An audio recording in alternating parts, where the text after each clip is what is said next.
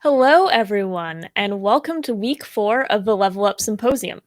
My name is Emily Soussana, and I'm one of the co-curators of the symposium, and it's my pleasure to welcome you to Coyotes and Cheezies, the integration of animation into live theater, presented by the Associated Designers of Canada with support from Toaster Lab's Mixed Reality Performance Atelier. As one of the co-curators of the symposium and a member of the ADC, I can't tell you how excited I am to be here hosting and participating in this event. I would first like to acknowledge that I'm coming to you from Tchage, the unceded land of the settler city of Montreal, which long before the colonizers arrived was a place of conference, conflict, and creativity for many Indigenous peoples, including the Kanien'kehá:ka, Anishinaabe, the Huron-Wendat, and the Abenaki peoples. I am honored and humbled to be here and create and share with you all, and so I offer my thanks. It is in a spirit of gratitude that I would also like to acknowledge the support of the Canada Council for the Arts, our primary funder of the symposium as a whole, as well as our other sponsors: IATSE, the University of British Columbia, Theatre Alberta, CITT Alberta Chapter, Concordia University, Ryerson University, York University, and all of our individual donors. Thank you. And thank you all for joining us here today. You are watching this Level Up live stream either on the Level Up website, levelup.designers.ca, on HowlRound at howlround.com through our partners at Toaster Lab, or on the respective pages for the ADC or Toaster Lab. Regardless of your viewing platform, embedded on the same page as the video is the chat function in the top right-hand corner of your screen. Questions can be asked in the chat at any time and will be read out to, I guess, just Kim and myself during the Q&A portion of the session or at any time as they come up.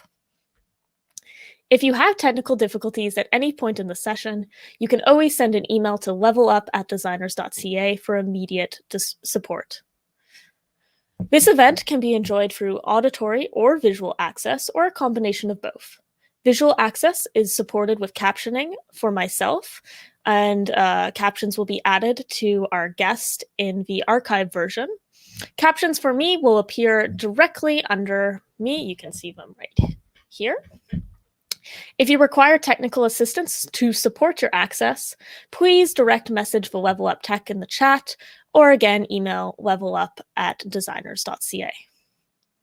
If you enjoy this session, please consider donating any amount to the Associated Designers of Canada to support our National Arts Service organization in achieving its goals of advocacy, mentorship, and industry promotion. Donation links are available on all viewing platforms and on our website, the ADC's website, or canadahelps.org, so please consider donating. All right, we have got all of the announcements out of the way. Thank you for your patience with all of them. I am very excited to introduce our guest, a very dear friend and collaborator of mine. Kim Senklip Harvey is a proud Syilx and Syilxoteen with ancestral ties to the Dakel, Secwépemc, and Tunaka communities.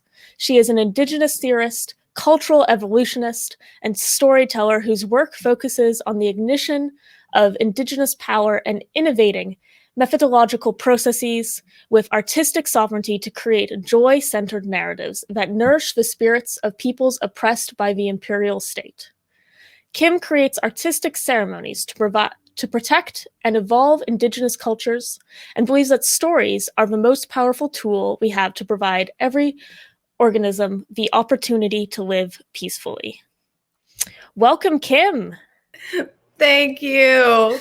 Did you almost say orgasm? Because sometimes I say that. And I think I need to go back and change that because sometimes people say orgasm. Sorry to start there. That's a good tip when you're writing your bio. Try to make it so that your presenters won't say that you encourage orgasms in for everyone peacefully. Yep. Organism. I've said it on live radio myself, so I'm sorry, everyone. I'm going to change that. I'm going to be a good dramaturg and self-editor and go back. Thank you for that intro. Thank you for having me. Thank you, Level Up. Thanks, everyone. I'm so excited to be here, Emily.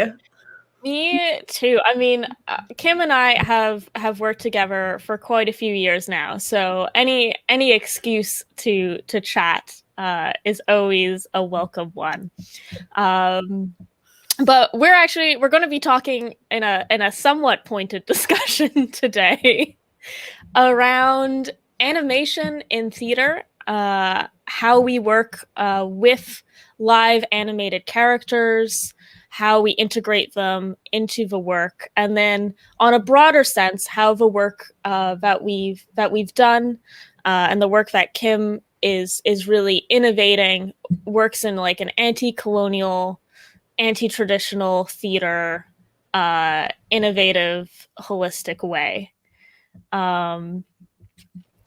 That's Connor Moore just posted a fantastic comment. Connor has worked with us. He knows that he would expect nothing else from the two of us. We're starting month off with orgasms and organisms. And how do we make visual storytelling around that? Hello, everybody. You're welcome. Yeah. So I think maybe first, if we talk a little bit about Kamloopa, because that's the first piece we worked on together. Yeah, where do you want to start? What do you want to like? For me, I just was like character-wise, because I think it's really important, because I think when we talk about visual storytelling, it's like, why projection, why visual? And I don't think people think about that often. I get frustrated when it's like the 90s projection where it's just like those kids' sticker books, like a sticker book in the background, and it feels very like, ooh, a rainbow. And it's like, where is that rooted? Why is that necessary? You know, I had producers on Kamloopa say, do we need the visuals? Do we need the projections? And I was like, yes, like they are a full character, they are a full world, they are a full life. And for me, it's the multi-dimensionality of creating Indigenous storytellings, of presenting and offering this mystical nature of, yes, live performances, but also how can we create mysticism within the production? And for me, I was looking for a designer who had the capacity to execute on something quite large. It felt like casting an actor, because I was asking the visual designer, the visual storyteller. I was looking for somebody who could bring to life the raven, the coyote, the ancestors, the wind, the grizzly bear. How could this character that I saw in Kamloopa come to life? These characters, this world, and Emily was up for the task. I remember asking people around, and I just wasn't looking at people's work that I was excited or our aesthetic matched. And I remember Emily sent me this, what do you call them? They're like your lookbooks, basically. Oh, yeah, they're like my visual inspiration. Whenever I'm working on a project, like my personal design process is I read the script a bunch of times, and then I scour any modern art, photographs. I just scour Google Images for a few days and collect anything that vibes with me. And then when you do that, I'm able to start to see there's clearly themes that instinctually make sense, you know, there's these tensions in Kamloopa of trying to figure out who you are and where you come from, and the tension between the man-made city of Vancouver and actually being on the land where they end up. And so, you know, I always put together these sort of visual guides of where you start out in your process. So I sent one to Kim after reading the script a few times. And was blown away. I don't even think I talked to you on the phone, but I said to the producer, hire this person. Wherever they are in the world, hire them. Because Emily has a way of, and I think this is really important, of reading a script in a way that performers have to go beyond what I've stated on the page. You have to make offers and innovations and possibilities. And that's what I saw in what you offered in that package. I said, she's got the themes. She has understood the journey, the aesthetic, the tone, and also your like international conscientiousness, knowing that I was a Indigenous creator, you are not an Indigenous person, but making offers, which is like hands full, coming to the table about how we can solve this problem together. It's too much work to work with producers or designers who are constantly asking Indigenous people to solve all areas of the interdisciplinary, international work that is required when you're collaborating. And for me, I said, here is a person, here is an artist who not only has the capacity, but the rigor and the innovation to execute on something that I really hadn't seen before. I don't know, like, I don't know. I didn't see a lot of Kamloopas before, and I didn't see a lot of video integration in that way before. And so it was also a little bit jumping into the dark. And so I don't even know, I don't think I've ever asked you like how scared or terrified you were to do Kamloopa. But Emily came into residence at Western Canada Theatre and was with us for the whole creation process, which I think is just standard practice for us now for how we work, because it is so generative, because it is a conjuring, because it is a collaboration. And most often you're either like right behind me or right beside me, so that I can take a look at what's going on in your monitor and I can take a look at what's going on in the stage, so that in my brain, these worlds are coming together like this in action, because it will feel like a sticker. It will feel like a facade. It will feel topical if it's not integrated throughout the process. And that was really important to me. And we just played well together. You know, it's like play dates when you're kids, and we played really well together. So we keep on making play dates. Yeah. I'd love to hear about your experience from that, from a practitioner sense, when a director is like, what should I give me this? Yeah, I mean, like it's always, when you're approaching something that you care about or feels special in the way that Kamloopa did, like it is always scary. And you know, working on a piece where you yourself don't have the like cultural knowledge, right? There's a lot of like openness that you need to have as a practitioner, but then also the team. Like when I arrived in Kamloops, you know, everyone was really, really open. The first day was like actually like a feast, the first day of the production. And I remember getting there like super jet lagged because I was working out on the East Coast. So it was like the entire country's worth of like time difference. And I remember like there's elders and I was trying to introduce myself. And I was basically like, I, Emily, video tired. But there was like such a sense of welcoming and trust amongst the team that I think we all built quite quickly, that then percolated into the work. Because working the way that we did in Kamloopa and the way that we strive to work on our other projects, there was a lot of trust and a lot of openness, because people were showing work that wasn't done, right? Like it's really easy to fall into that trap if you haven't gotten things to the point where you want to show people, so you like keep them to yourselves and you're guarded. And that's like a way to work in a theatrical system that I don't think either of us believe should exist anymore. Versus when you're open and sharing all the way along through the process, things get integrated, ideas percolate and come from places that you wouldn't expect. And Kim, you and I, when we were talking, I think last week about this conversation, we got into this like a little tangent about like how what we're doing often is called devised creation, but like it isn't devised theater. Yeah. It's very different than that, because it's not just that like we're all, you know, everyone is, you know, everyone's the set designer, everyone's the projection designer, everyone has agency and responsibility for the department that they're in. You know, like if a projection doesn't work, I'm not going to like go out and say, well, that was like Daniela's idea, by the way, which is why it looked bad. You know, like I still am responsible for what goes on the stage in my department, but there's like an openness of spirit to take ideas from other places, to work collaboratively, and to make things in a really non-hierarchical way. Yeah, I think that's huge. And I think it's it's so important that we talk about the nuance around process and non-hierarchical, around what this actual collaborative creative practice is that I think sometimes when we get into trouble in these situations when we're trying to decolonize practices, it's too easy to come in wanting to do be a part of everything, because I feel like Indigenous practitioners have also been positioned in the Canadian theater community to be extracted and left out of conversations. And so all of a sudden on the first day, it's like, here are all the costumes, here are all the set, here are all the artistic decisions that have been made.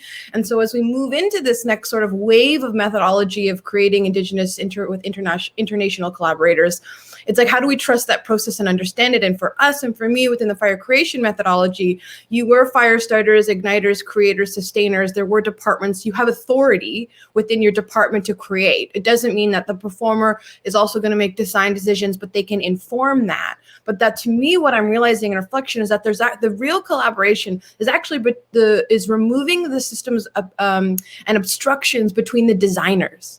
Then normally in Canadian theater, the designers are first seeing the costumes on that first share day, being like, oh, it's interesting that Jim over there did that set. And now I guess I should go look at my all black costumes. Wow.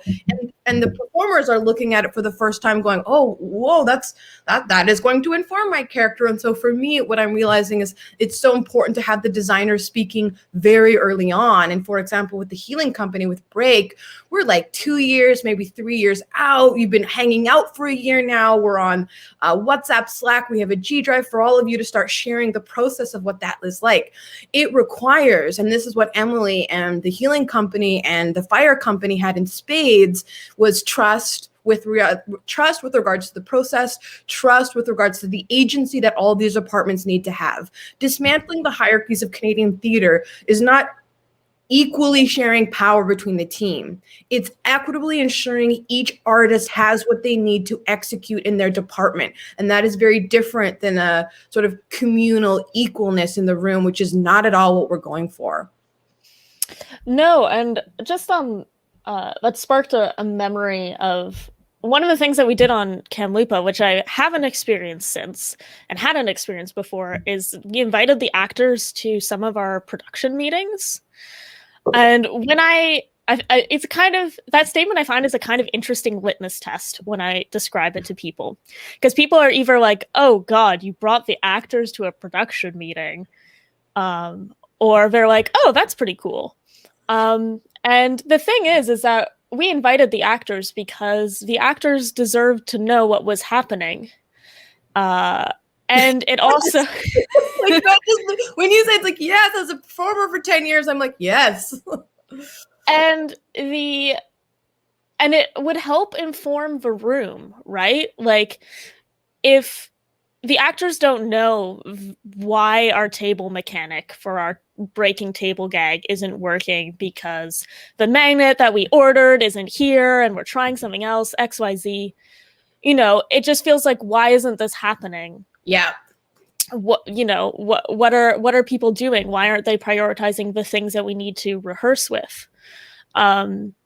Whereas being able and invited, the spirit of openness, I don't think any of them said anything for the meeting because they didn't really want to. A little bit. Like, I think there was a costume thing, and this is what also was a time saver. And then they were like, well, let's go ask this person. Let's go this person. Caitlin was like, oh, no, I can do that. And then I think Sam said something, well, and I can do that. And the problem got solved in 30 seconds, which is probably why people don't remember it. But that would have taken a week of like this person talking to this person, and I'll come in and watch. It's like the actors also have knowledge and embodied experience that needs to be honored. And for me, having them at these production meetings is imperative. At least what you're saying in the openness of spirited, because it's them out there. It's their bodies out there once we're gone. And boy, did they deserve to know everything that's going into to making sure that we're doing everything we can, even if we fail them, because we will not protect them for the whole thing, that they know how hard the production team works for them. Yeah, and this shared empathy, was also enforced by we would check in at the beginning of the day and at the end of the day. And, that's not something that's unique to our production. Other people do that as well. But, it was really meant to be that if someone was saying in the morning that they needed more space, you knew what was you might not know why they needed more space, but you'd be able to respect where they are.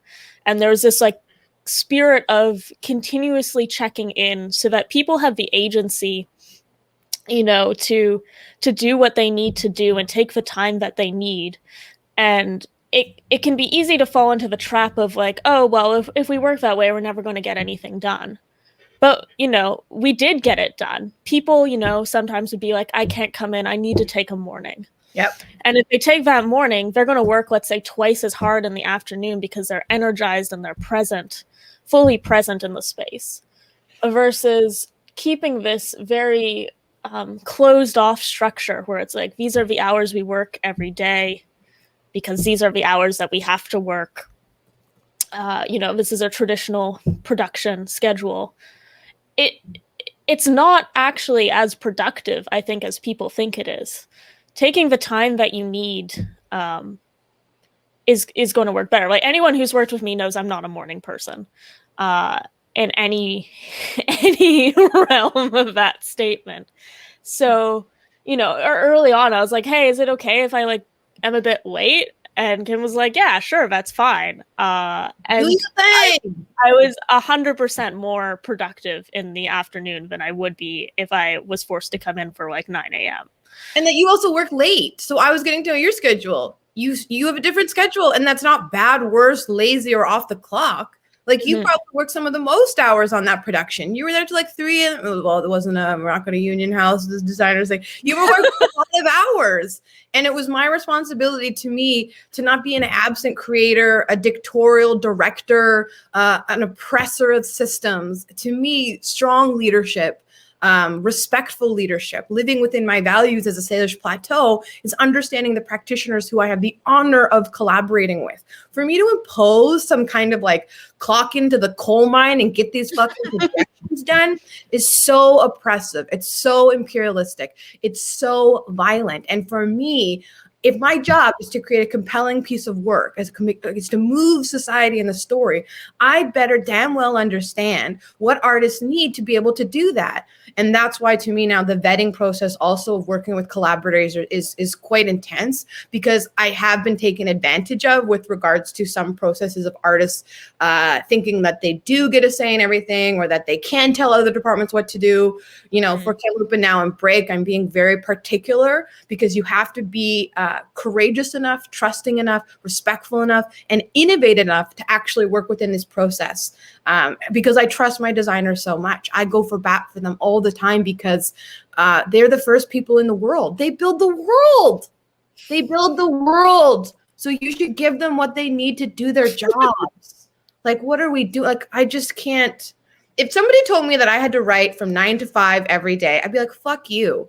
Like, I write when I work. And so for me, it's like, how can I understand or dismantle not just the hierarchies, but the obstructions for artists to be able to execute with excellence? And Emily, I know you did that so swimmingly. And I knew you were working, you know, same with Chris Dirksen, same with Daniela. I always said, this is not grade 2.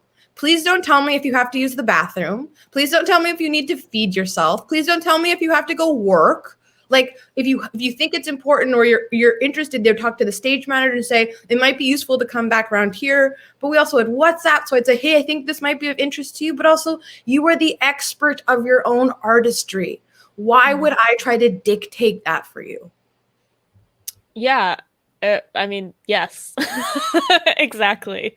And then in that spirit of also of sharing openness and practices, one of the things that we did that I think is really interesting in regards to projection and these live animations was when we were integrating the actors into it, they were able to really see every step of the process, right? Like, we were showing them things when they weren't done. We would be able to like say like, hey, come out, hang out in the audience, and we're gonna play these scenes, and you can look at what's actually happening around you, because a lot of time, you know, and this is a mentality that's easy to fall into when you're not an actor, is like, you have the actor and they sort of like move around the space, and then like you do the stuff to them instead of working with them.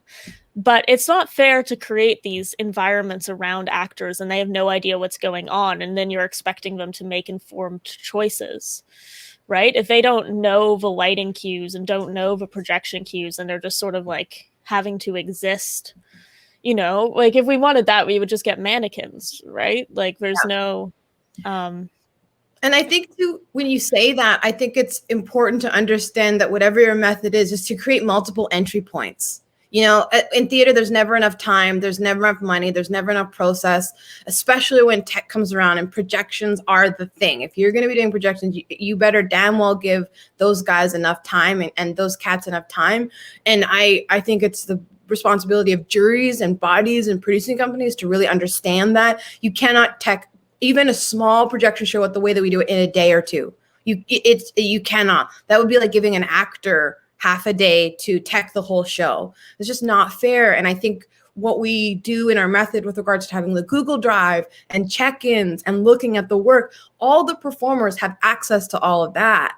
How did that make you feel with regards to having performers and actors and people like in your business way before what's expected? Yeah, so I mean, it's one of those things. I was I was joking about this actually with Andrew a few weeks ago. It's like there's, and bear with me if you're not a Lord of the Rings fan. There's two hobbits inside of you. One is Gollum and one is Smeagol. And you know, the Gollum hobbit is going to be like, no, my works is show no one's is, it's not done. But you don't want to be like Gollum. You want to be like Smeagol and hang out in your little boat all happy like. That's a great analogy. And another side is my first tattoo, which I got, which was Live. I don't even know how to do this. I'm a mere. Anyways, that font is Elvish from Lord of the Rings. So I am here for those analogies. And so it can be really scary to put your work out there when it's not done. And like, you know, like a very small example of this is like, so there's a lot of animals in Kamloopa. And, you know, I'm working on this bear and when I'm animating it, it doesn't have any fur. So it looks pretty weird because fur is really render and intensive and et cetera, et cetera. And so the actors come by and they're like, what is that? I'm like, oh, it's a bear, and you know, I'm working on it. I'm like, oh, we can like brush its fur together. But it'd be really easy just to be like, no one look at my horrifying polygon bear. It's trust that, not only trusting that you're going to get the work yourself to where it needs to be, but it's this trust and this level of faith in your collaborators, because it's really easy to go from, oh, I can't show anyone anything because it's not done, to being like, I don't trust that you can figure out that it's not done. Yeah. Right? You know, I think you're going to think poorly of this work because you're not able to envision what it's going to be. So by staying open, and it is work to work in an open way, you know, like you're constantly keeping a check with yourself. And when thoughts do come up, you know, if someone says something and you're like, internally, you're like, Meh. You're like, why am I feeling that? You know, where is that coming from? It's that hard work for any amount of like trying to improve yourself, right? It's never going to be 100%. You're not going to be like, oh, I'm going to turn on the openness switch and now I'm 100% okay with everyone looking at my work all the time. You have to, you know, when you start to feel like you're like, oh, I don't want to show this, it's like, well, why do you not want to show it? And how can you like work through that? And what can you show? You know, maybe you're really not ready to show that, and that's okay because it's still too personal. But like, is there something along those lines that you could show, or how do you communicate that to the rest of the team? I think that's so important, Emily. And I think it's about this reimagining the relationship between and really understanding, deeply listening to designers' processes with regards to that they share the vulnerabilities of a performer.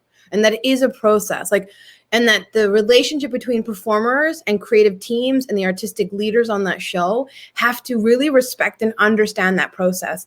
I've been on a production where somebody laughed at one of the designers, or is that it? And I was like, oh my God, that's your approach. This is such a vulnerable state, or you're not honoring that they need time or whatever. It's also that just got me thinking about this notion of when a really special projection comes up or a sound, we give performers closed set days. That could be something that we integrate to think that how do we really honor the vulnerabilities it requires for all artists, not just performers, to get their job done. And for me, it was a very simple, the bear's not going to be buck naked, right? And you were like, no. And I was like, great. And then we just moved on.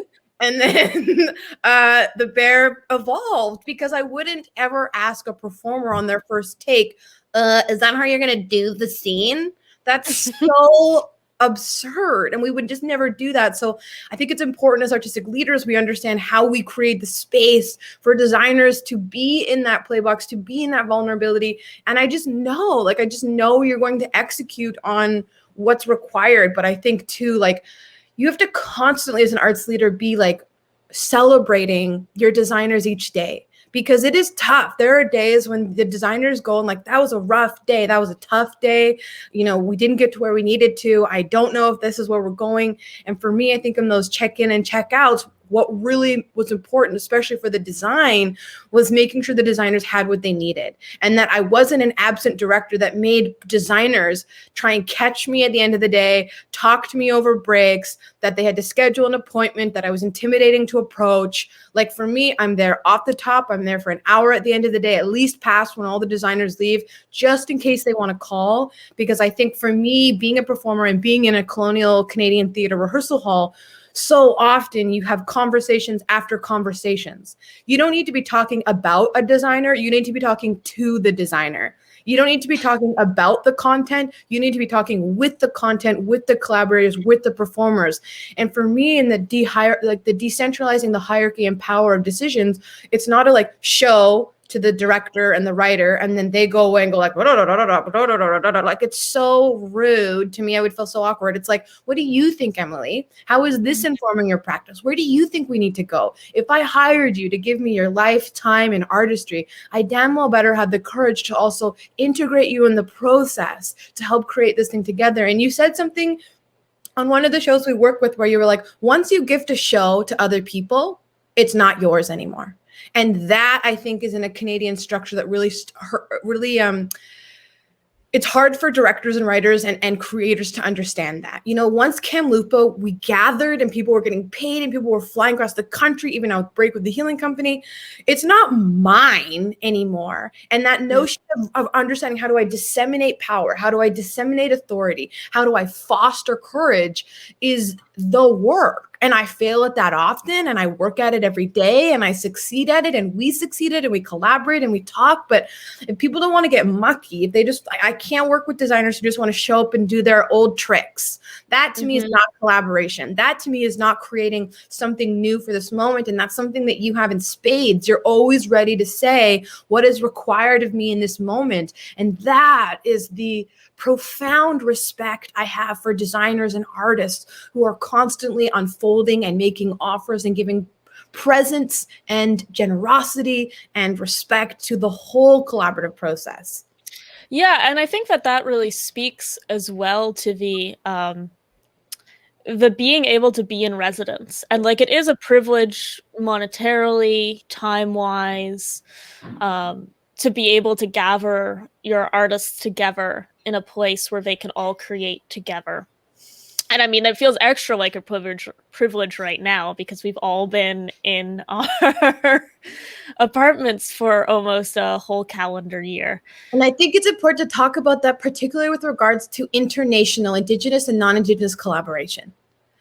We have been creating in a white supremacist theater sector for basically almost ever, really. Like, using imperial methods, Western Eurocentric methodologies to create even Indigenous stories. So when we're in this era of creating and understanding and evolving and honoring Indigenous aspects in this anti-racist, equitable work, it is going to cost more money. It is going to require more time. It is going to need to have artists in residence so that non-Indigenous artists can see how we work within an Indigenous paradigm.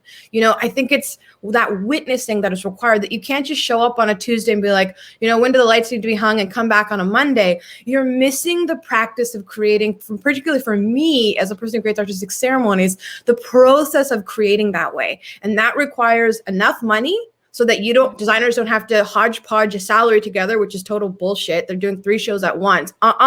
They get a full salary to work on this show like everybody else is. Like, why designers aren't getting that boggles my mind.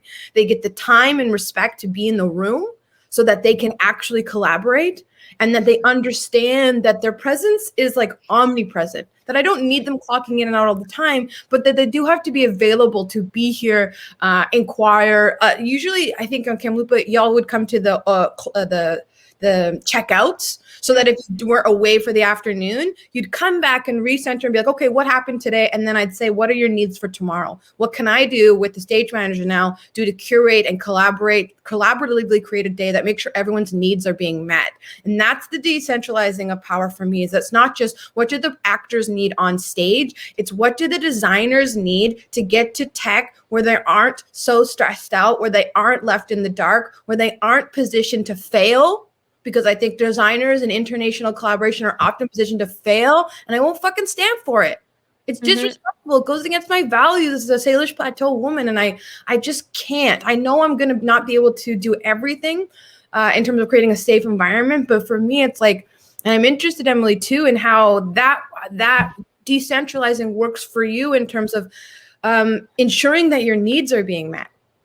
Yeah, I mean, first, actually, I want to, just because you mentioned failure, I'm just going to mention that, like, one of the things that when we're working with, particularly projection, but any of the elements, there's a lot of permission to fail, like, amongst the team. And that needs to be there as part of this trust and this openness and this honesty, because if it doesn't feel like you can fail, and fail in a way that's not going to be like, you hang up your hat and you go home. Bye. Then you're never going to have that level of openness that you're striving for. Sometimes you're going to put up a projection and it's going to look like shit, right? Like, it looked great on your computer, but it's dizzying when you put it on the walls. So, in the same way that we encourage actors to try things, with the idea that you can fail and we can do the scene again and we can work it till it's good. There has to be an openness amongst the design team also to fail, and that comes too with this being in residence, having time to work. You're going to be able to experiment, to jam, and put up test versions of things that, like, maybe don't work, and that's okay. And it's the feeling, like, really deep down in your core that it's okay, that need to be there. And there's a lot of experiences, and I think that there were elements of the design for Kamloopa that would have always been there, just by basis of the script and the beats and the story. But there's a lot of the feeling which wouldn't have been able to evolve without being in residence, right? Like, you can see pictures of the arbor at the powwow grounds of Kamloopa, but that's not the same thing as going there and feeling it. There's a tangible energy that, made its way into the set. It made its way into the projections, into the music, the acting, the costumes and regalia. Every aspect was informed by that. Or, there was times that we had, a fantastic jingle dress dancer come in, so that, we didn't have a section of the show where it's actually they're dancing in the powwow. They get to the powwow, but feeling that embodied energy from having this very generous individual come and teach a bunch of us how to, or attempt to teach a bunch of us how to dance.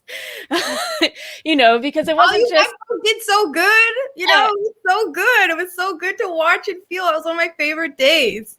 Yeah, me too. Or doing the bear dance outside. Oh yeah. And there were things there that informed the aspects of the design and the aspects of the creation. And there was this openness to, like, often when there's things that happen, like someone's going to come in and teach a dance, like the actors would do that. But as a designer, I'd be like, ha, ha, ha, look, me and my computer over here. Roll to work for you, director. Yes, work. But the fact that, that happened a few weeks into our residency, and we'd created such a level of trust and openness and personal responsibility into the ethos of that room, that, like, everyone who was physically able to join in learning how to danced. Yeah. Right? And most of us looked kind of bumbling. I did too, because I don't powwow dance too. But I was like, if I'm going to ask performers to do this or embody this, let's all do this together. This is the vibe of the show. Let's all play around with that. So I'm not asking you to create something that culminates in something we have no shared experience in. Yeah, and coming into things like that as a person who's not Indigenous, like, that is something that's scary when someone's like, I want to teach you how to jingle dance. And I'm like, I'm not even sure I should be doing that. But there's... Oh my gosh. I'm not even sure I should be doing that. But there was such an openness in the room, and our lovely individual who was teaching, was like, no, this is for the people in this space, or on the very first day of rehearsal, Yolanda brought out her drum, and we were singing this song that was like sort of call and response. Like, there was, like, everyone would sing, and I remember being like, I don't even really sing on, like, a by myself. Like, this is terrifying. But there's something to just embracing that you're there, and you've been asked to be open, you've been asked to participate, and like, even if you can't sing, like I cannot, trying in this like spirit of giving, because it was a gift that Yolanda gave us, right? Her song was a gift. Her doing this was an act of her giving the entire fire company something very special that, could only come from her. So part of the receiving it is, like, putting yourself into a potentially internally scary place. Not like bad, dangerous scary, but just like that good vulnerability scary that is required to create art, I think. And I think that it's really, really important when looking at international design is leaning into those moments of vulnerability and things that are scary. And, like, comment from Maddie, yes. I love Maddie so much. Who was saying Maddie was a stage manager. They felt very similar in the sense, is it okay? Do I have permission? She's talking about, the company allowing her to embrace this new experience, which is so good. And Maddie, I hope you and your loved ones are doing well.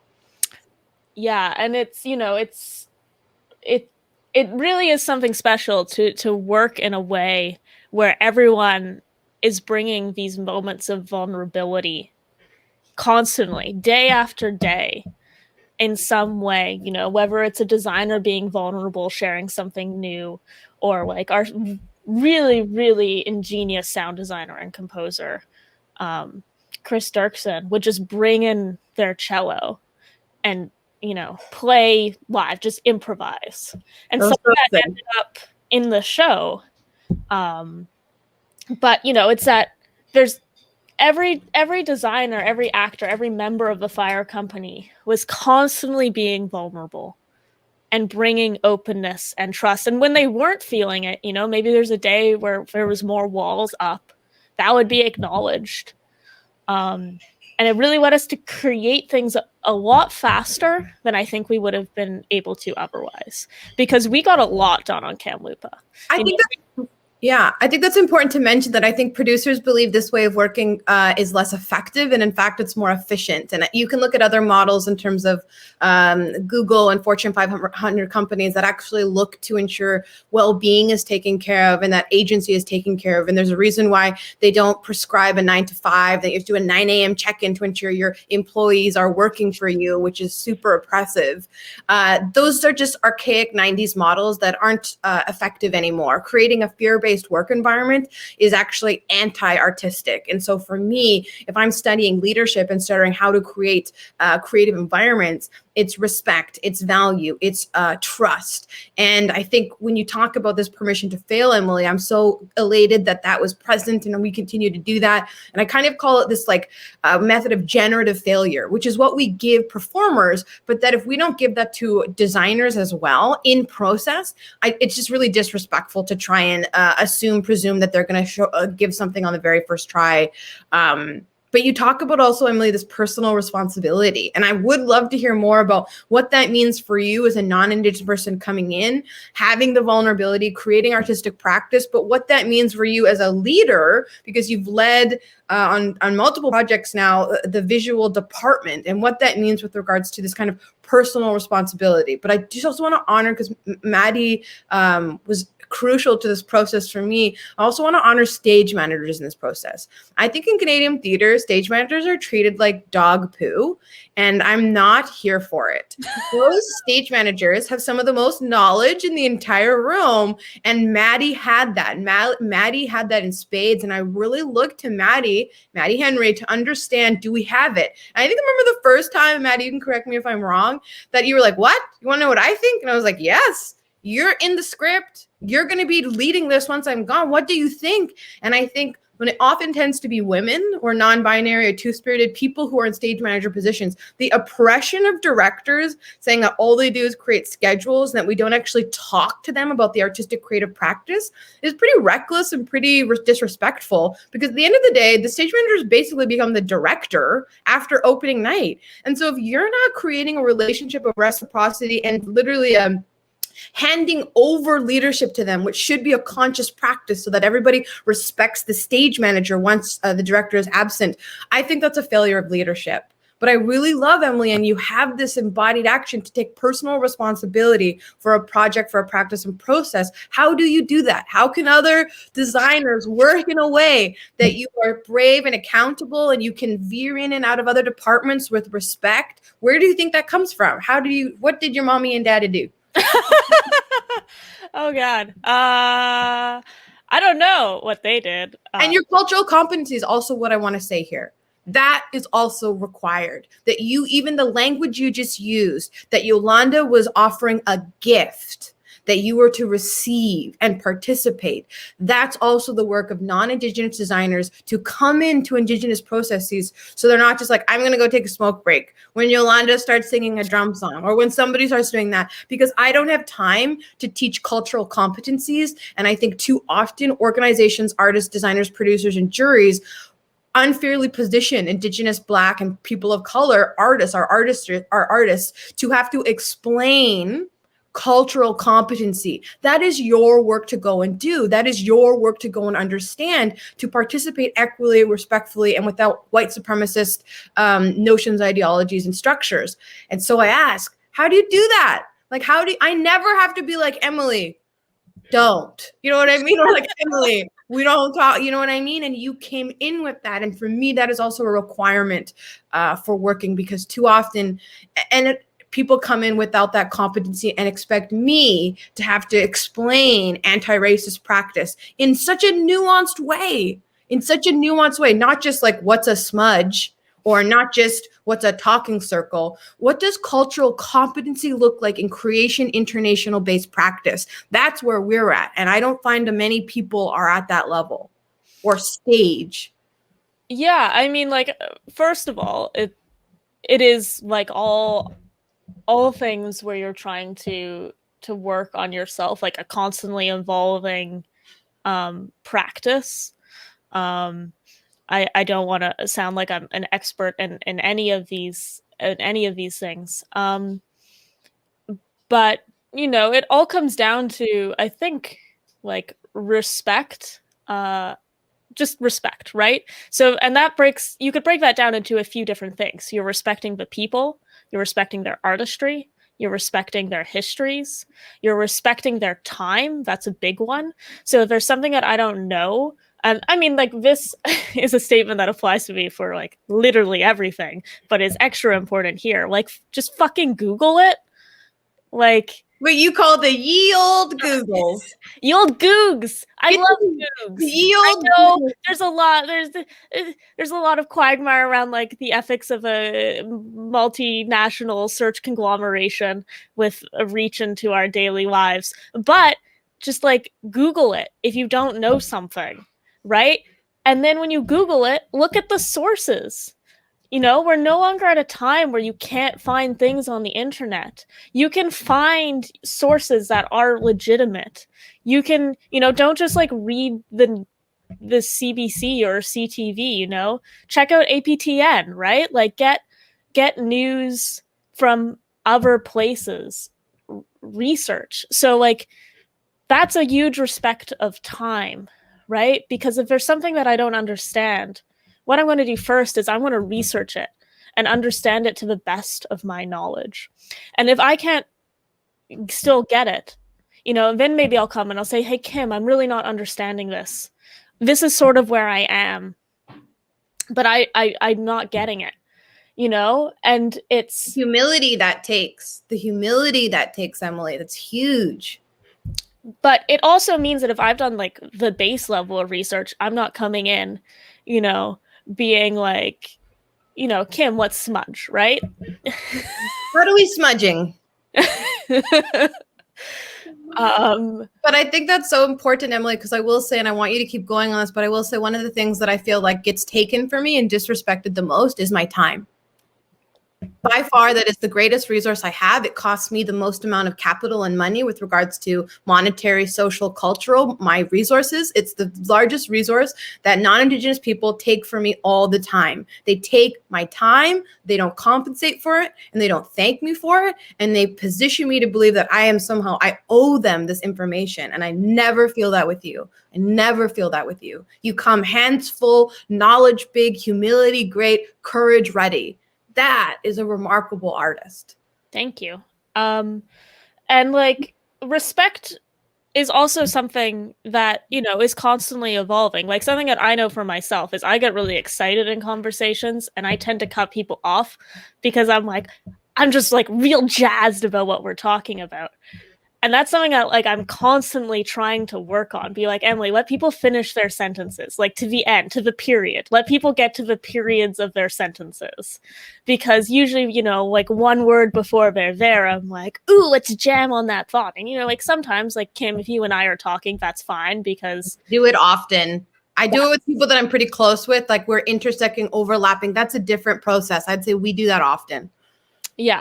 But you know, it's something that like that's something I know where like I could be more respectful when I'm talking to people if I let them finish their sentences. That seems like an obvious statement, but it's something that I'm, you know, constantly working at. Like it's a constant thing, and I used to be worse, and hopefully now I'm a bit better, and hopefully 5 years from now everyone will be able to fully finish a sentence when I'm talking to them.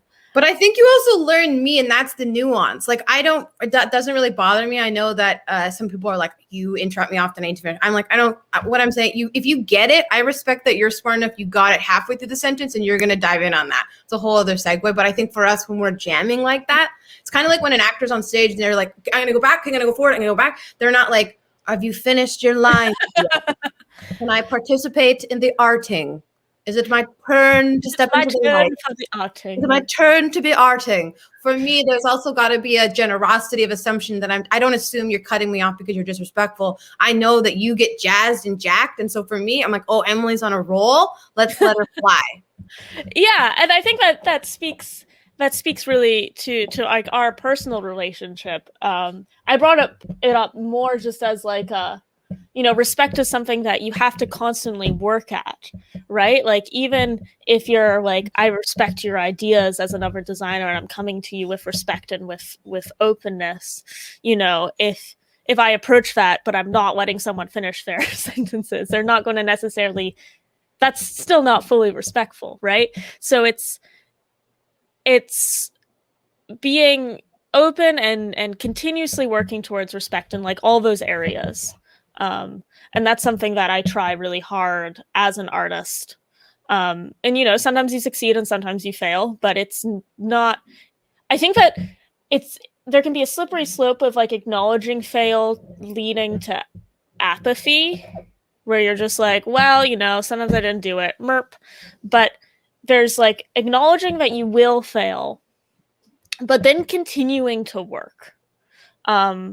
And that applies, also to the work that we're doing together, where we're talking about that permission to fail. It's like knowing that we're going to fail, but it's not like we're just going to like hang out in failure land forever.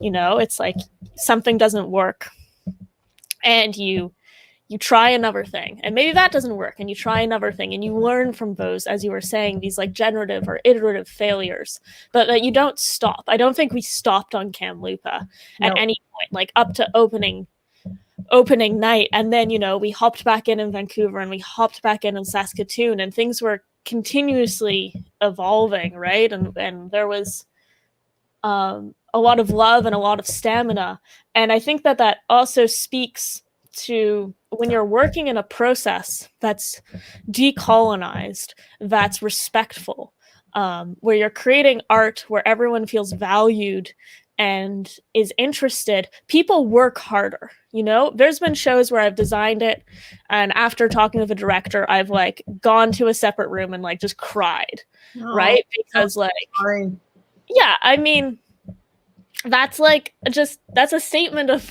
where things have been, and particularly like that was years ago. When you're just starting out, it's hard to find your voice as a professional, and particularly I find a professional woman when you're dealing with much older men.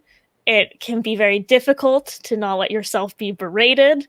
They just do it so easy. It's just like they just feel like they have this ability to oppress, like it's almost on their daily to-do list. I don't understand we're starting to stop them, but it's just so natural to them to just do that. It don't even notice it, and when their designer comes back 20 minutes later after like crying in a storeroom, and they're like, oh yes, you're back, great. I hope you learned something. I hope you're back to create something great now. Yes, but like those are shows, where that's your contract, right? You're like, okay, I'm going to do it. I hate you. You probably hate me. We've reached a simpatico of hatred. That's okay. You yelled at me a lot. Here's your design. Give me my check. Let's never talk again. And a simpatico of hate. Because like sometimes you're working with people that are awful to you, and like now, and particularly after Kamloopa, where we made something in a good way and learned, wow, you can make things this way and the art doesn't suffer and it's great. Like that's not behavior that I would accept anymore. When you're just starting out, you just graduate school. And I think that, a lot of our arts educational institutions also condition you to accept this response. So you take it because, maybe this artist is visionary or they're well respected or any of those things that people say when they're like, they're a terrible person, but the art they make is so great. I mean, like, I really don't care. If you're a terrible person, I don't want to work with you, even, if you're a visionary in our field, like whatever. If you can't treat people respectfully, then maybe you should divert some of your visionary power to being a non-shitty human being. But here. Here. But when people are working in a way where they feel valued and loved and respected, they work harder. They do. We worked right until Kamloopa opened. Not because Kamloopa wasn't ready to open after our first preview. It was. It was great. But there was more, and we all wanted to work more. Yeah. I worked really long hours on that project, but not because Kim was like, Emily, where are my projections? I need more coyotes. I need more ravens. Where are my shadow trees? I worked hours on that show because I genuinely loved the show. And there's a statement that I say a lot when you're working with people and they often veer a little more to the tyrannical, which is just because it's your passion project doesn't mean it's my passion project. And this often happens particularly if there's shows where, you know, the budgets are a little bit lower and you're like, oh, but, you know, work those 18-hour days because it's art, you know, it's passion. And you're like, just because you care a lot doesn't mean that I have to devote my life to this. Yep. I'm going to be professional. I'm going to give you a good show, but I'm not going to work myself to illness for it. Yep. But with something like Kamloopa, it really became everyone's passion project. We were all working on it because we really, truly loved it. So when you treat people well, when you culture this atmosphere of respect, this atmosphere of love and creativity and truth and openness, people are going to work harder for you.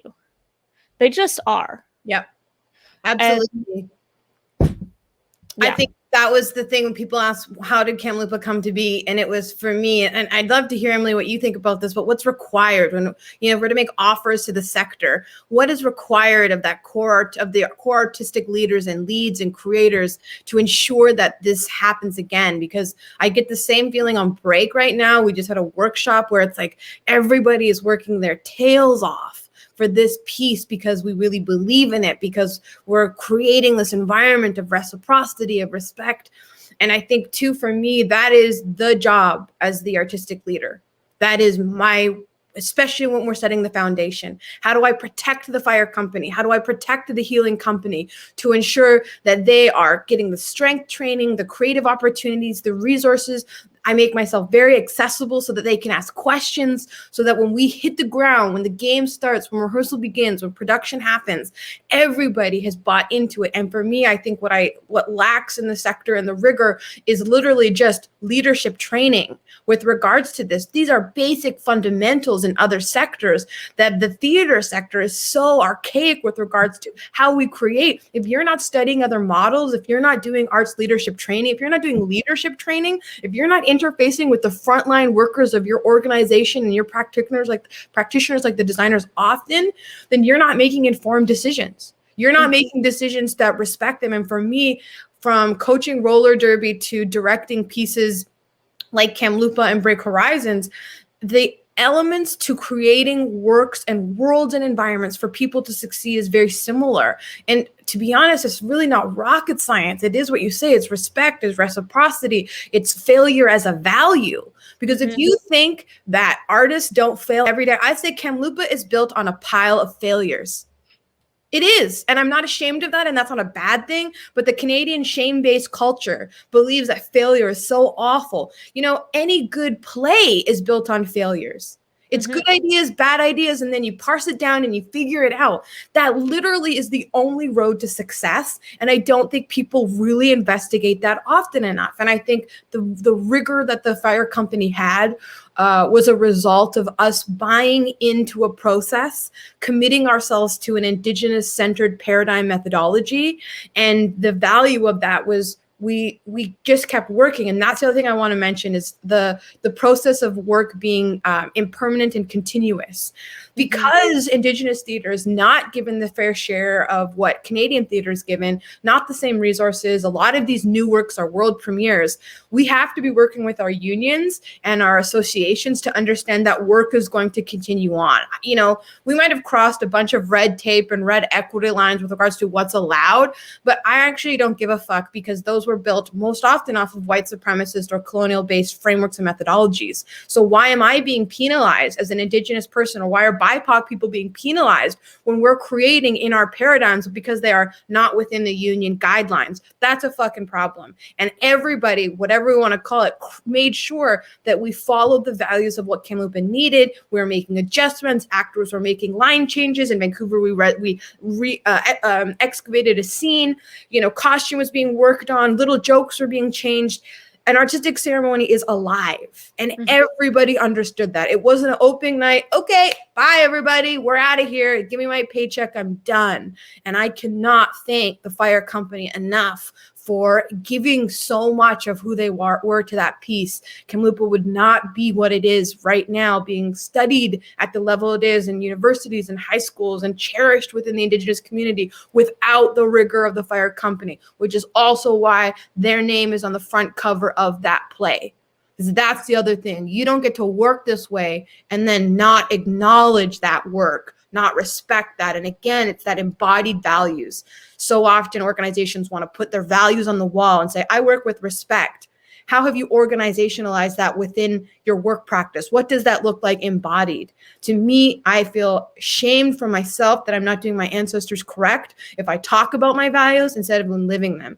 And the way the fire company embodied the values of what that piece needed blew me away. I still am in awe of it. I'm still so humbled and grateful for the work.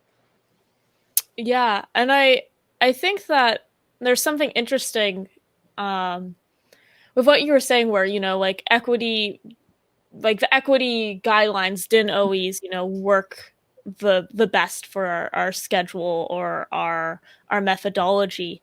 But, you know, one of the interesting things is like equity and unions like that are there for the protection of the people in them, right? They're there because, and the reason they need to be there is to protect people who are in this inequitable system, right? If everyone treated their actors and directors and equity members with the respect and paychecks and values that they deserve as people and as artists, we wouldn't have the need for things like unions to dictate, well, no, you can't put an actor in a situation like that. That's dangerous. Or we need to get consent for this because that's not responsible.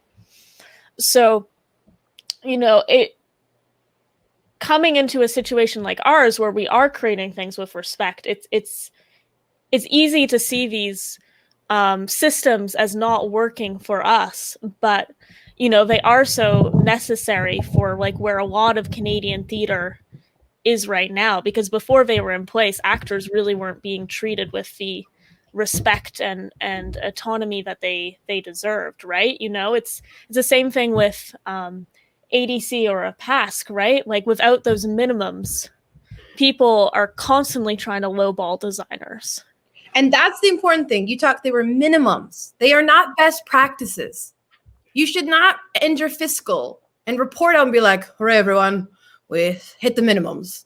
That's well, we didn't want to come in last, but we came in second to last. Congratulations. They are minimums to protect basically slave labor environments, which they're based on the Industrial Revolution of 6 days a week, sometimes 10, and we have 12-hour tech days. Mm-hmm. What world are we living in? What world are we living in to accept that that's how we treat designers? So often in Kamloops, we would end the day early, sometimes an hour and a half early. Sometimes we'd have hour and 15 lunches. Sometimes we'd have longer 30-minute breaks. And so for me, it was like, I'm offering that I'm not working these people 40 hours a week or whatever their equity stipulations are. And therefore, there has to be a nimble responsiveness that if we need to work a little bit longer on this day or pass a little bit of break, know that I'm probably going to release them early, or that I ensure that all of them are getting way past equity minimums to ensure that, and I think arts leaders aren't taking enough responsibility for that. They're hoping that their artists have the capability and power to negotiate against these monolith institutions, and I think that's bullshit. As a director, as a writer, as a creator, it's my job to ensure that designers have everything they need to get to the production. If you don't know, even if you haven't done no check-in to say, Emily, do you have what you need? Are you getting a number that makes you excited to come to work? I know at least that when I come to work. And I think that is the decentralization of a white supremacist colonial model base that assumes we're going to treat people the worst. And that, to me, is what equity and that CTA is based on. It's bad policies created from bad practice. And when I worked for the government, those were the worst. Johnny on the spot came late one day. Now everybody gets a file write-up if they're late once. To me, that is page upon page of policy written from bad practice. It's anti-Indigenous because I don't approach my work that way. I approach that I trust Emily, I'm going to respect Emily, and that my values are going to ensure she's taken care of. I don't want to base any of my decisions on treating people oppressively. And that's where I have a problem. That's where people really struggle to understand, how is it that Kim creates? Why does she always ask for more money? Why is she asking to change the model? Because the model is based on oppression and slave labor practices, and we become way too comfortable with it. We're way too comfortable with it. It shocks me. It's reckless and it's embarrassing.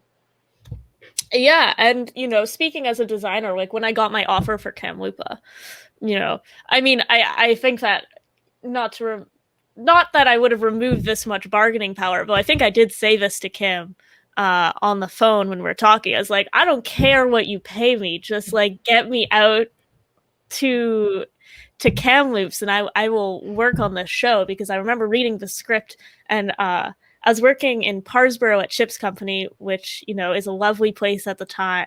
And I was in this little cafe and on the complete other side of the country, and I read the script and it was just electric. And I was like, I need to be where this is. And, flew over. But when I got the offer, it was like, it was way more than minimums. And I was like, what? Like, what? But you immediately feel respected. It meant that I didn't have to worry, about like my rent that still is going to be happening in Montreal, because like I was only working in Parsboro for the summer. And like, there's it removes, and this goes without saying, when you have enough money to make things go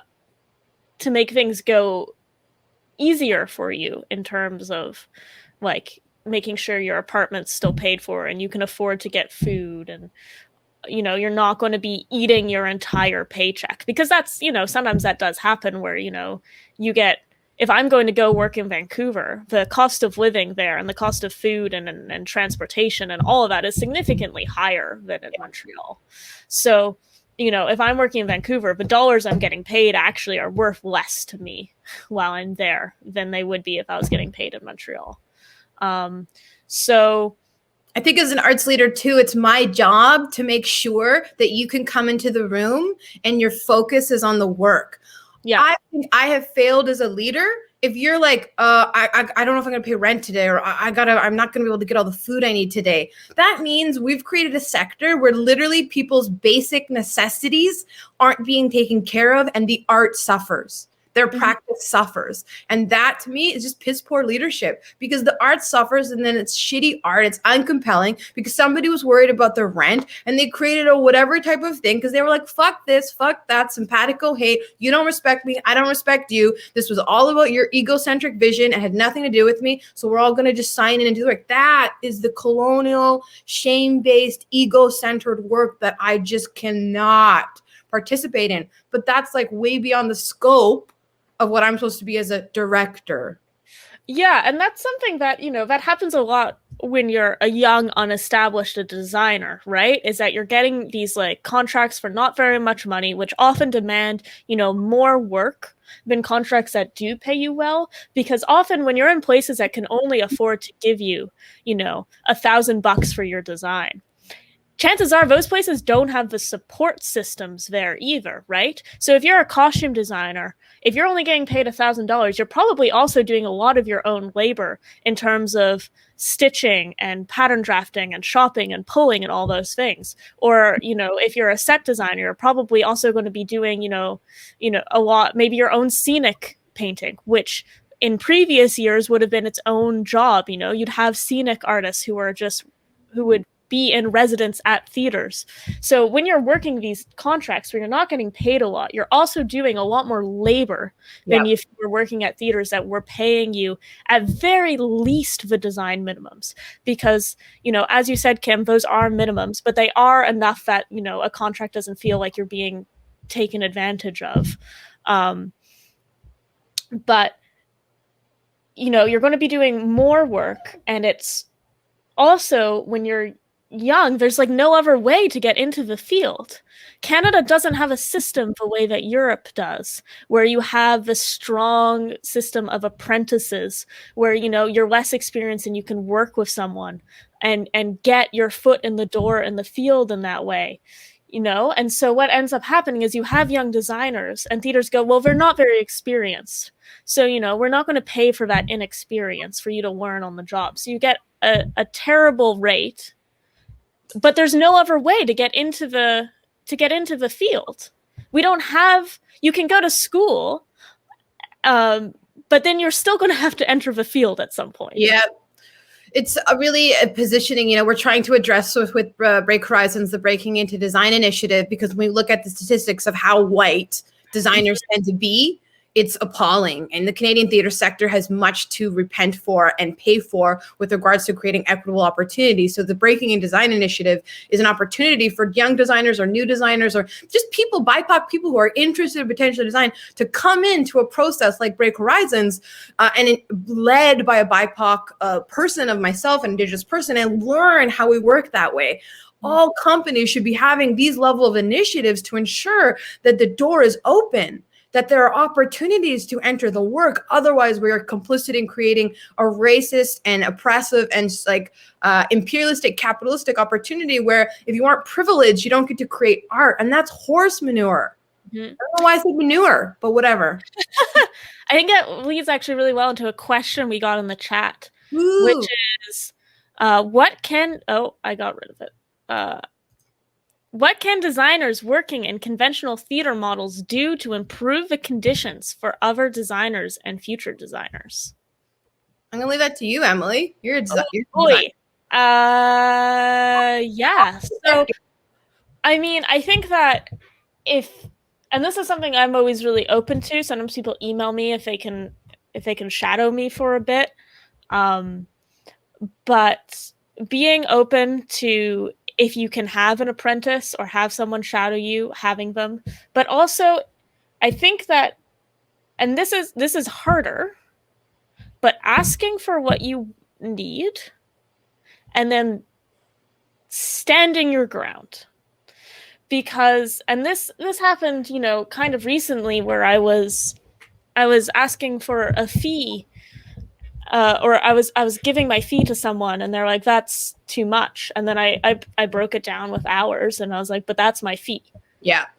And, you know, you understand that, you know, everywhere money's tight, but if you ask for what you need in terms of resources, in terms of fee, in terms of working conditions, and not that you're obstinate and hard to work with, but that you respect yourself and respect what you've asked for. Because if you start to backslide, then change isn't going to happen, right? The only way that everyone's going to get paid more money is that if there aren't people who are like, oh no, actually, wait, I'll actually do it for $1,000. You know, it's asking for what you need and then sticking to it, I would say. So, and calling out inequity when you see it. I mean, that's a good day-to-day life thing too. But if you're working in a theater and things are inequitable, like, talk about it. I think, Emily, you also just explained the notion of what integrity is. And being an artist with integrity, that you will not let people come for your dignity and the integrity of your work and your practice with lowball fees, or actually saying, I know that's what the cost, we can't pay you. So then you accept that at that point, and we need to remember this is the paradigm shift. If you're not getting compensated for the work, you're actually paying them to do the work. And I don't think people think about that often. And the integrity, have integrity, is to choose what's courageous over what's comfortable. Comfortable would be accepting the status quo. Comfortable would be allowing them to give you a lowball fee. Comfortable would be not demanding yourself to call out inequity. But Emily doesn't do that. I don't do that. We choose to act courageously, which is what integrity is. Yeah, and it's hard. And like sometimes, as we've said a lot, you fail in something that you're going for, right? And I also want to be cognizant that now's a time where a lot of people haven't worked in a long time, or they haven't worked in the way that they used to work, and not in a good change, but perhaps in a scary change. And so it's even harder now if you're offered something and it's not in line with your principles or your needs. It's harder to say no. I think that the people asking for these things know that it's harder to say no. So, it's so awful. What an awful thing to bargain against. They're like, we know you're in a tough spot, so we'll give you less. That's just awful. And like, but like theaters are also in a tough spot, particularly institutions that have physical spaces, right? They've been paying rent with no income for quite a while. So it's hard, and it's difficult, and sometimes your integrity might falter, and it's knowing that, like, okay, maybe you make a poor decision, but that doesn't keep you from making better decisions later. Yep. Right? And all of this, everything we've talked about today, it's, and also working on yourself as a person in general, it's checking in with yourself, it's knowing where you're at, it's talking to yourself, right? Sometimes you make choices you like, sometimes you make choices that you don't, in design, in life, in your career. But it's doing the work to not like push feelings you don't like away, but like embracing them and bringing them to you and saying like, hey, why did we make this choice? Did we make this choice because we can't afford our rent, and like that's just where we're at and that's where our priority is? Sometimes that happens. That's okay. But striving to work with integrity, striving to work with honesty, striving to work with openness. I agree with that entirely. There are concessions that will have to be made. I just did a workshop where I didn't get paid because I wanted to make sure my designers did. I had other funds and other ways to do that, but I don't like that I had to do that. I worked for it, but I failed in that situation. I worked 90 hours in 10 days and got paid this much money. But I wanted to ensure that my designers were getting the good fees. And talking about that, though, like that's a scary thing, right? Particularly when we've just been talking about the importance of integrity and asking what you need, right? Yeah. There's also the honesty and the courage of talking about when things don't work. And I think that as people and as designers, as artists, talking to each other about not just like when things work or ideals, but talking to each other when things don't work and you have made mistakes, and how those mistakes can be used in the future to make better choices or different choices. I need a lighting designer. My light just went out. This is why you have to pay people to do their job. I don't know. Let me open this up. I had a lighting error. That's a bit better. One, yes. I feel like I look like touched by an angel. Whatever. I think, too, that's really important. And that's why designers also need to be talking to directors and producers and creating more environments where you can actually be honest about what's going on. But for me, bargaining against institutions and organizations who don't want to pay for work, Canadian theater, we have to do much better. Mm-hmm. We have to do much better. I also want to honor JH, who said this is amazing and reassuring. Indigenous designers have been fighting for all this for decades. I hear you. I can't imagine the mess and the muck and the racism that designers, Indigenous and BIPOC designers have felt getting us to this point. And I also want to honor that. I honor all of the designers, JH, yourself, and everyone included, who has put up with inequitable working environments, racist bargaining tactics, white supremacist processes without any acknowledgement or accountability from institutions who have done incredible harm to BIPOC peoples. And the only reason I am here is because of the hard, unpaid labor and often trauma of designers and artists who endured to even give me and afford this space. And I take that seriously every day. It's why I bargain hard. It's why I work hard, because I know many Indigenous femmes, peoples, and non-binary community members were not given this platform, not given this opportunity. And so you can say that I'm aggressive, you can say that I'm confrontational, you can say that I'm challenging, but it's because I'm in service to everyone who's been treated like shit since time immemorial with regards to Canadian theater practices. Yes. And so I don't have a good segue from that, but come on. If anyone has any questions, Emily, over to you. Yes. And now, Kim, we're going to be approaching. I'm kidding. The ASMR section of ASMR. of Level Up. If anyone has any questions, please put them in the chat. I'm also going to throw up on the screen the list of the fire company, because we have been doing a lot of talking, and I think that it's important that we show these folks. So look at that GIF. Look at that. Also, I added a GIF of some fire because I am a designer. I want to give the presents to their name: Maddie Henry, Jessica Shaw, Marcel Chapisol, Lindsay Lachance, Danielle Macielis, Samantha McHugh, Chris Dirksen, Emily, Yolanda Bednell, Samantha Brown, and Caitlin Yacht. These are incredible performers, artists, designers, practitioners, community members. And so this is the way and the order that they're formatted in the script. When you pick up your softbound copy of Kamloopa, which I encourage you all to do, on the first page, you'll have the list of the fire company. As a side note, when I was like a young theater person, I always wanted to have my name in a script where they were like first thing published by, like the first editions. So I can't think of a better script to have my name in. It's very, very pleasing. Oh my gosh, yeah. And in this order, we did it in age. So we didn't do it alphabetical. We wanted to honor the knowledge. So it starts with Chris and Yolanda and Daniela, because that's also a protocol of honoring your elders of people in the room. But it was great I'm ecstatic and so honored to have all of your names in there. Yeah, and something that I think is also interesting. So this list, you can see it starts off with fire creator, and then we move to fire igniter and tender.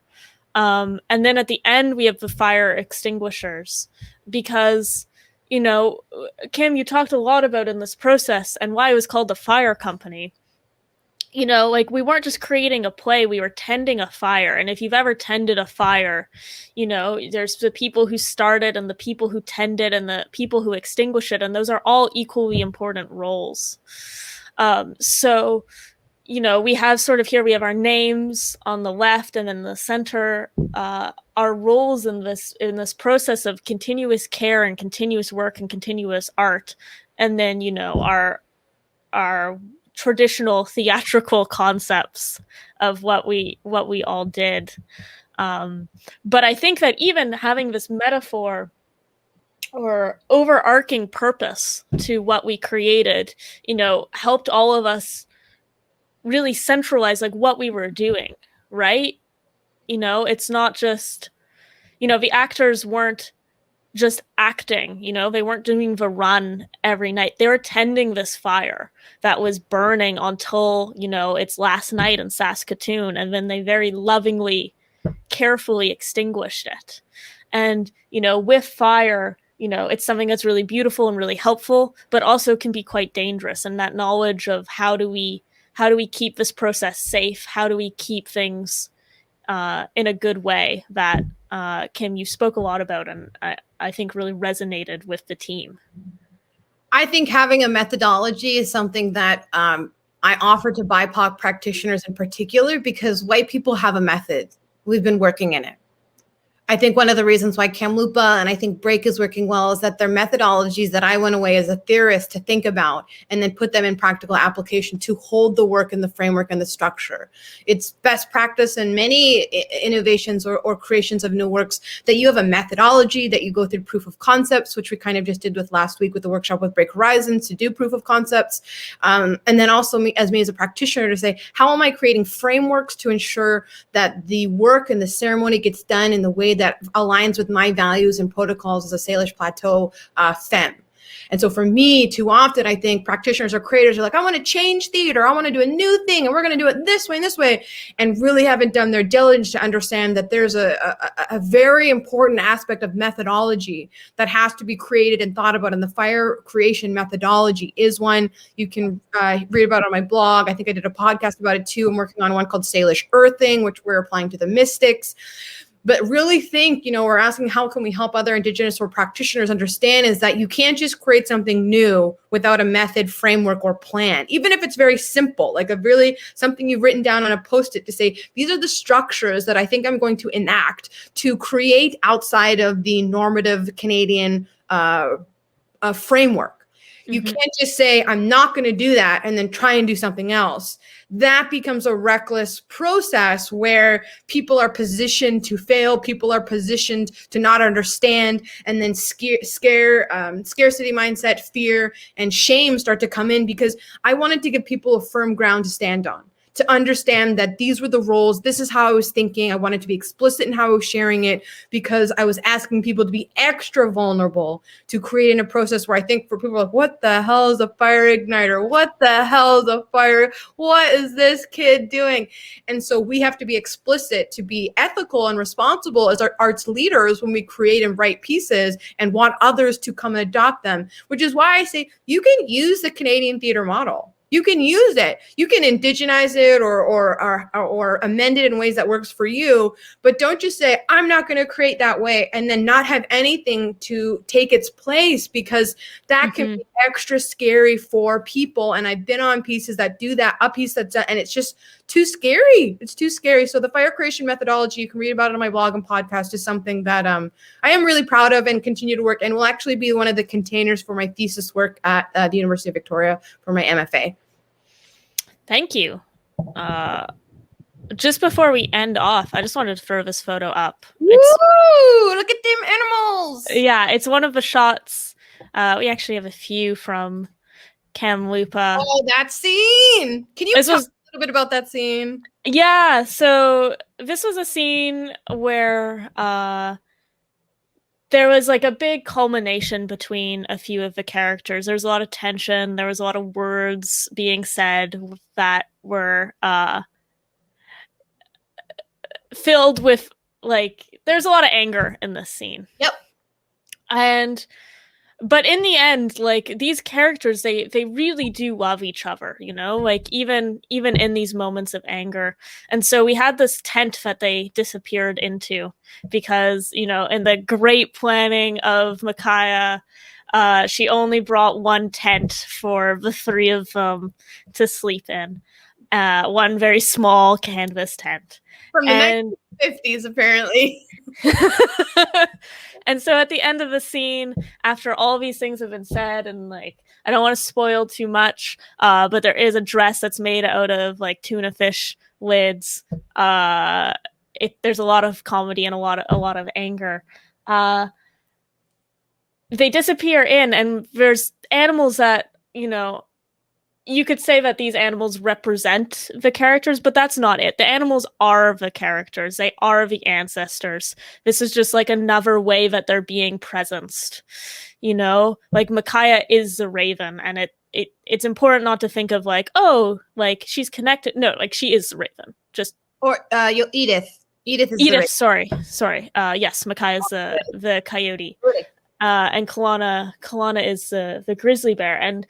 We were working with how do we connect visually these moments. And so here, as they go into the tent, the like shadows of their animal presences appear and walk in and settle down. And, there was a lot of anger when they were walking around in person.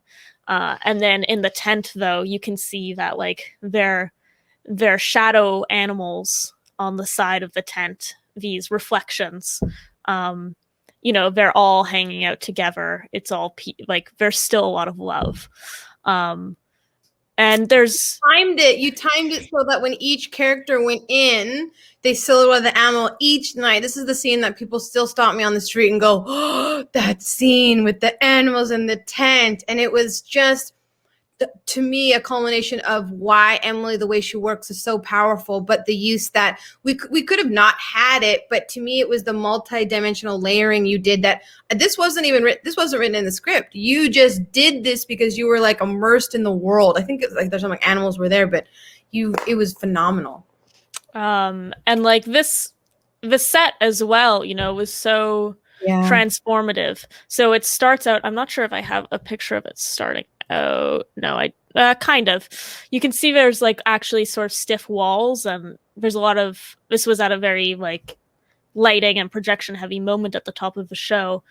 But they were in this like kind of realistic living room in the way that there was walls and stuff. And then we went to this sort of outside area. So we have like canvas on the walls, and there's a lot of movement, and we still have this big portal, which if you've gone to Kamloops and you've been to the powwow grounds, there's this really big arbor, and then so at the end of the piece when they get there, the whole set would transform, these pillars would turn, the fabric would be gone, and we'd just be left with the arbor and the pillars. And Daniela did such beautiful work in that transformative nature, but that was all of our departments. We were all trying to figure out how do we layer things. So, yes, it transformed into the arbor at the end, but the arbor was there the whole time. It was the foundation of their apartment. There was always these levels of interconnectedness, and with the shadows on the tent in the first act, when they're in their apartment, almost all the projections are shadows, and they were designed so that you could like blink and miss them, so there'd be a shadow off of the fridge and it would turn into a raven, or like a tree would grow out of something, and it was meant to be, like there's whispers of where they are, because it's all these places are not just like related, they're like stacked, like temporally, locationally, like they're all, it's working with like the multiverse in terms of existences, and that's something is also very present in Break, but that Kim does really, really well, is creating these different layers of meaning and existence that all are happening simultaneously. And so as a designer, being able to work with all of these different layers and figure out how to presence them both individually and simultaneously is really, really interesting. You did such a phenomenal job. Even at the fight when you had the animals behind them, I was like, how are they going to do this? Because the coyote and the grizzly are fighting at the same time as Makai and Kalana. And when Kalana took to standing, you had the grizzly come to standing behind them. And so it was really, I always go like this. Like my work is like this. So I'd like go to the designer, I'd be like, I need more of this. I just need this. They'd be like, okay. They get what I was talking about too. So it's like creating a vernacular with your designers around. The English language fails me often. So how can I make sure that I'm communicating it so I'm not like, oh, well, you didn't get what I was going for? That I make sure that I do my due diligence to be able to articulate, communicate, and ensure they have enough of what they need to go and play. And y'all played so well together on this. Yeah, and like play is, exactly what we were doing. It was a lot of fun to work on, and I think that really shone through in all of our designs. Do you have anything? We're like already 10 minutes past, which like isn't surprising me. I think the like only thing I want to say too is that in the spirit of generosity and what you talk about, this kind of spiritual and artistic openness with responsibility, is to the designers and artists to work in this way. I think it's coming generatively often. I need people saying, what about this? What about this? What about this? What about this? If you're not conjuring or able to conjure in the moment and make those, I find it very difficult to work with because I can't also do that department's work. I need artists and designers who are going, what do we think? What do we think? And I will meet you there and I'll be like, nope, yep. But like, I'm pretty clear when I like something. I'm like, that thing that we did there, we found it. That comes after what you could say is a process of failures of going, nope, yeah, or this. And for producers, it's understand your BIPOC and Indigenous creative leads to ensure you are giving them everything they need to succeed. In this reckoning of coming back after the Black Rebellion, addressing white supremacy in our sector and in our culture, we cannot go back. We will not be going back. Now is not the time to come back, reduce wages, and use scarcity mindset that we don't have any money to pay people. The bottom line should not be designers, artists, and practitioners' well-being to save the sector. That's what made it collapse in the first place. That's what creates racist, inequitable sectors. Do not waste BIPOC people's times when you haven't done the research work, homework, capacity building, and cultural competencies to meet us where we're at.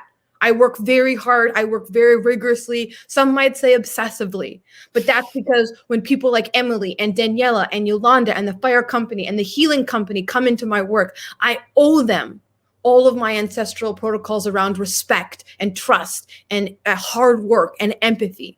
And I don't see that happening enough in our sector. We have to have our arts leaders and producers working 3 times as hard. And we've said it, I think you've heard me say this, Emily, a lot of BIPOC people have PhDs in whiteness. We do. And a lot of our theater companies have preschool, kindergarten level educations on how to actually support their BIPOC artists, designers, and people working in international levels. And it's unacceptable. I don't accept the excuse, and I don't accept it if there is no account to say, unfortunately, our white supremacist model will not be able to hold this Indigenous process. Say that to me, but don't position BIPOC artists to be difficult, challenging, or impossible to work with because the sector wasn't built for us. It's going to take resources, it's going to take equity, and it's going to take a lot of grunt, hard work. And the notion that we will be failing and it will be uncomfortable. There are moments in Kamloops and with Break where it's uncomfortable. There is discomfort. Working internationally is uncomfortable. And if it's not, you're doing it wrong. But stop wasting BIPOC people's times by not being prepared. And that's something that Emily never even comes close to. More than prepared, more than capable, making generous offers often, and why I will work with Emily for the rest of my life until the next generation comes in. And I'm just so honored that I get to work with you, Emily, and bear witness to your career and ability, because this country has much to learn from you. Well, thank you, Kim. And I mean, I feel we joke about this sometimes, but you'll just text me and be like, project ? And I'm like, yeah, anyone who's talked to me knows the deep respect and admiration I have for you and your work, and the courage and openness that you inspire in people that work with you. I think that Kamloops changed how a lot of us view theatrical processes and how we approach work going forward in terms of systems, in terms of respect, in terms of methodology. So thank you for that. Sachanaya, Limalit, thank you. And thanks everyone for watching.